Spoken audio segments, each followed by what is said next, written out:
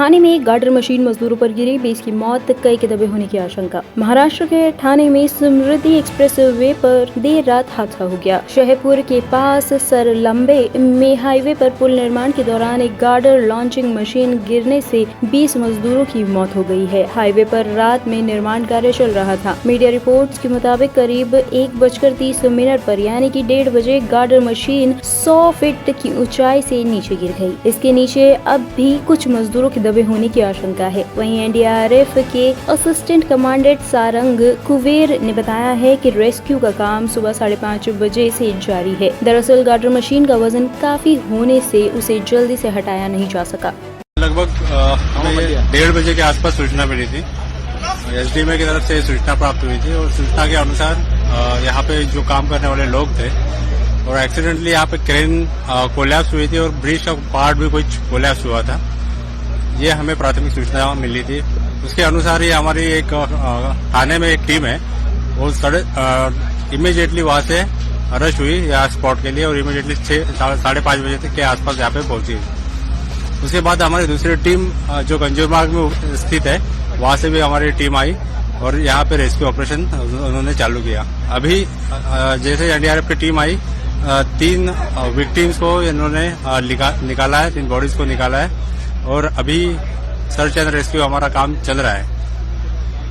Sir, अभी और कितने बॉडियां अटकी हुई थी, फंसी हुई थी, उसका कुछ आशंका है कुछ अभी तक? अभी तक तो जो तहसीलदार है उनके और यहाँ के लोकल्स के बयान के अनुसार यहाँ पे अभी बॉडीज ज्यादा नहीं है, पर फिर से हम एक सरफेस सर्च कर रहे हैं, हमारा कैनाइन सर्च कर रहे हैं और जो भी हमारा टेक्निकल सर्च है और सर्च करने की कोई पश्चात हम बता पाएंगे कि यदि कोई बॉडी बची है तो उसकी हम पुष्टि करके सभी लोकल एडमिनिस्ट्रेशन के साथ मिलें। सर, किस तरह का कठिनाई आया आपको सर्च ऑपरेशन के लिए, उसके बारे में बताइए। जैसे आप सब देख सकते हैं कि इतनी हेवी मशीनरीज है, हेवी मशीनरीज को हमारे पास कटर्स है और बहुत सारे इक्विपमेंट्स है, RR100 है, वुडन चेन सॉ है। तो ये वुडन चेन सॉ वगैरह यहाँ पे हेवी मशीनरीज है और ये मेटल कटर्स भी इतने इफेक्टिव नहीं है क्योंकि इसकी विड्थ जो है बहुत ज्यादा है।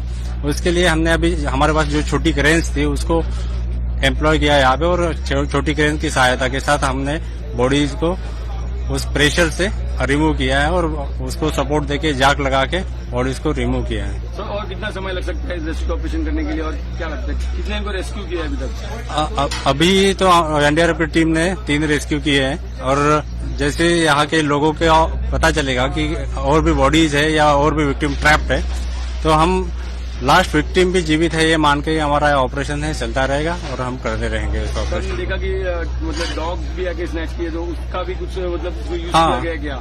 हाँ, डॉग्स को भी जो पहली बॉडीज थी उसको रिकवर करने के लिए हमने पहले डॉग का ही इस्तेमाल किया था। डॉग हमारे 3 सर्च होते हैं, जैसे सरफेस सर्च है, कैनाइन सर्च है और एक टेक्निकल सर्च है। तो सरफेस सर्च जो भी पहले आंखों से दिखाई देता है उसको सरफेस सर्च है।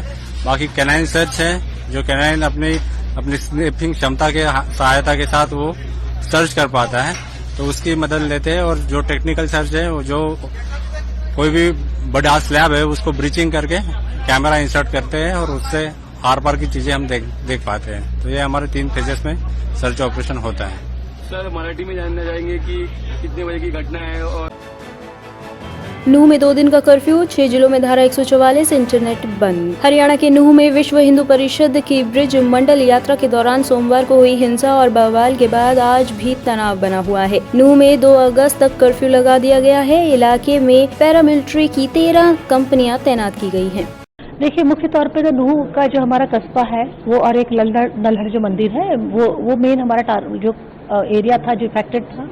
हमारे साइबर थाने पे अटैक हुआ है, बड़कली चौक पर काफी नुकसान हुआ है, अकबर चौक के लेफ्ट राइट, अकबर चौक के 3-4 पॉइंट थे प्लस नल्हड़ मंदिर, ये हमारा मेनली एरिया थे जहाँ पर काफी बड़ी संख्या में आगजनी और पथराव और गोलीबारी की घटनाएं हुई है। और मैम नूह के अलावा कौन कौन सी ऐसी जगह हैं इसके बाहर जो है? नहीं, बाहर जो है ज्यादा कोई विशेष घटना मतलब इतने बड़े स्केल की कहीं से कोई ऐसी इनपुट थी, छोटी मोटी घटनाएं हैं जिनमें एफआईआर करके कार्रवाई की जा रही है। मैम, इन्वेस्टिगेशन की बात करें तो इन्वेस्टिगेशन कहाँ तक पहुंची है अभी तक, क्या आंकड़ा पहुंचा है एफआईआर का कुछ अगर आपके पास? देखिए, आंकड़ा एफआईआर का समय से बदलता रहता है, तो आज जब मैं आपसे इस वक्त में बात कर रही हूँ, इस वक्त कितना आंकड़ा है मैं कह नहीं पाऊंगी क्योंकि वो अपडेट लगातार हम ले रहे हैं। कंप्लेंटें आ रही हैं, हम एफआईआर रजिस्टर करते जा रहे हैं। इसके अलावा मैम अगर हम अरेस्टिंग की बात करें तो कितने लोगों की अरेस्टिंग डिटेन किया है आप लोगों ने? काफ़ी भारी संख्या में हमने डिटेन किया हुआ है, परंतु एग्जैक्ट फिगर इस समय मेरे पास नहीं है। और अगर हम इंजर्ड और कैजुअलिटीज़ की बात करें तो क्या क्या आंकड़ा रहा उसका? इस वक्त टोटल जो MLR हमें रिसीव हुई थी 47 हुई है और 3 इसमें MLR मतलब इंजर्ड जो होता है वो 47 है, 3 कैजुअलिटी है, 2 हमारे होमगार्ड के जवान शहीद हुए हैं और 1 सिविलियन की इसमें डेथ हो गई है अनफॉर्चुनेटली। मैम इसके अलावा कई सारी वीडियोस और CCTVs भी सोशल मीडिया पर और लोग व्हाट्सएप पे शेयर वगैरह कर रहे हैं, तो उसको किस तरह से ध्यान में रखते हुए इन्वेस्टिगेशन आगे बढ़ रही है कि उसमें से पहचान हो सके और आरोपियों तक? हमने सबसे अपील की है और हम सोशल मीडिया मॉनिटर भी कर रहे हैं कि जो भी CCTV फुटेज या वीडियो या कोई भी क्लिप जो हमारे इन्वेस्टिगेशन में हमें मदद कर सकती है, और यहाँ मैं यह भी अपील करूंगी आपके माध्यम से कि अगर किसी के पास में कोई इन्फॉर्मेशन है जो इन दंगाइयों को पहचानने में या इन दंगाइयों के खिलाफ सख्त एक्शन लेने में हमारी मदद कर सकती है तो आप जरूर हमसे शेयर करें। साथ ही साथ मैं यह भी आग्रह करूंगी कि इस वक्त हो सकता है तरह तरह की अफवाहें उड़े, अफवाहों पे आप बिल्कुल भी ध्यान ना दें।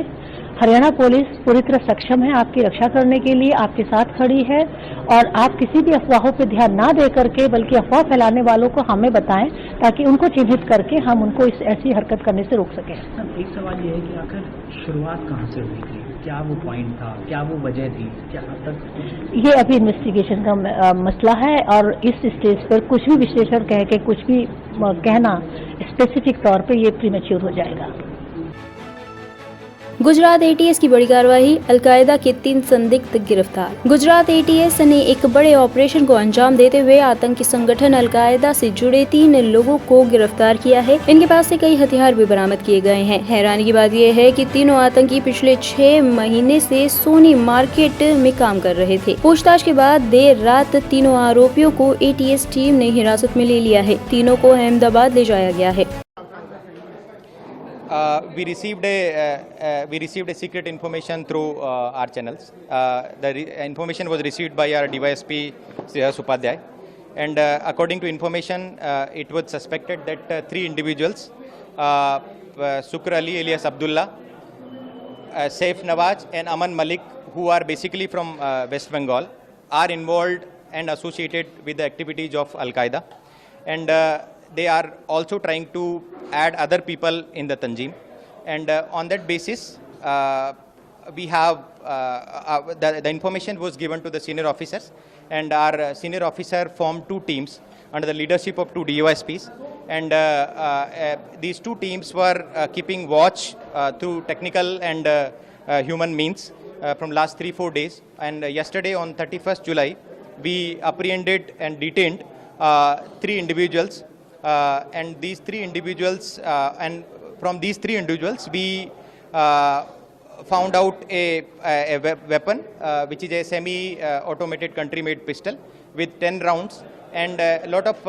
We also seized 5 mobile phones from these 3 individuals, and these mobile phones were having a lot of radicalizing material, and not only radicalizing material but also material which is associated with the jihad activities and the terror activities, and in that way we are trying to further we are trying to find out that who all their handlers were. Till now our investigation has found out through their interrogation that they were associated with their foreign handlers, and through the encrypted messaging apps like Telegram and Conversation and Element, and the further investigation is on. What is the motives behind this?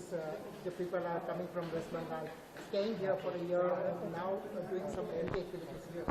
What exactly their motive at the local level, we are yet to ascertain, but they were influenced by the ideology of Al Qaeda, which is based on establishing caliphate in longer run, and creating small cells in almost all different places, and this is how we go detain him and found him. So a lot of radical literature being found from the groups, etc. What was that? They were sending it to Bangladesh, or the material was coming from Bangladesh? They received this material through Telegram and conversation, and they also downloaded through the various websites. And from where and who sent them, we are trying to ascertain through the technical analysis. And after the forensic analysis, we will be able to exactly tell you that from where it came. Bureau Report Team Taftish News.